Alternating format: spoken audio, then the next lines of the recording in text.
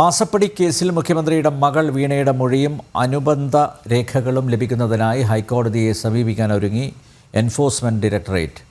മൊഴിയും രേഖകളും തൽക്കാലം നൽകാനാവില്ലെന്ന് വിചാരണ കോടതി ഉത്തരവിട്ട പശ്ചാത്തലത്തിലാണ് നീക്കം. 4 ലക്ഷത്തിലേറെ വരുന്ന രേഖകളാണ് കുറ്റപത്രത്തോടൊപ്പം SFIO സമർപ്പിച്ചത്. മുഖ്യമന്ത്രിയുടെ മകൾ വീണ ഉൾപ്പെട്ട മാസപ്പടി ഇടപാടിൽ SFIO കുറ്റപത്രത്തോടൊപ്പം സമർപ്പിച്ച അനുബന്ധ രേഖകളും മൊഴിപ്പകർപ്പും എൻഫോഴ്സ്മെന്റ് ഡയറക്ടറേറ്റിന് തൽക്കാലം നൽകാൻ സാധിക്കില്ലെന്നാണ് എറണാകുളം പ്രിൻസിപ്പൽ സെഷൻസ് കോടതിയുടെ ഉത്തരവ്. SFIO സമർപ്പിച്ച 4 ലക്ഷത്തിലേറെ വരുന്ന അനുബന്ധ രേഖകളുടെയും വീണയുൾപ്പെടെയുള്ളവരുടെ മൊഴിയടക്കമുള്ള രേഖകളുടെയും പകർപ്പെടുക്കാൻ സൗകര്യങ്ങൾ അപര്യാപ്തമാണെന്നായിരുന്നു വിചാരണ കോടതി ചൂണ്ടിക്കാട്ടിയ കാരണം. ഇതിനെതിരെ രേഖകൾ ലഭിക്കാനായി ഹൈക്കോടതിയെ സമീപിക്കാനാണ് EDയുടെ തീരുമാനം.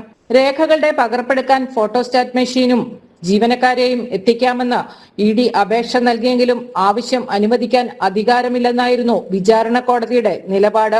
നിലവിൽ മാസപ്പടി ഇടപാടിലെ SFIO കുറ്റപത്രത്തിന്മേലുള്ള തുടർ നടപടികൾക്ക് ഹൈക്കോടതി വിലക്ക് ഏർപ്പെടുത്തിയിട്ടുണ്ട്. അതേസമയം SFIOയുടെ അനുബന്ധ രേഖകൾ, CMRL ഉദ്യോഗസ്ഥരടക്കമുള്ളവരുടെ മൊഴി വിശദാംശങ്ങൾ, മാസപ്പടി ഡയറി തുടങ്ങിയവയുടെ പകർപ്പുകൾ ലഭിച്ചെങ്കിൽ മാത്രമേ ED അന്വേഷണം സാധ്യമാകൂ. അതിനാൽ വേഗത്തിൽ ഹൈക്കോടതിയെ സമീപിച്ച് അനുകൂല ഉത്തരവ് നേടിയെടുക്കാനാണ് EDയുടെ ശ്രമം. ജനം, കൊച്ചി.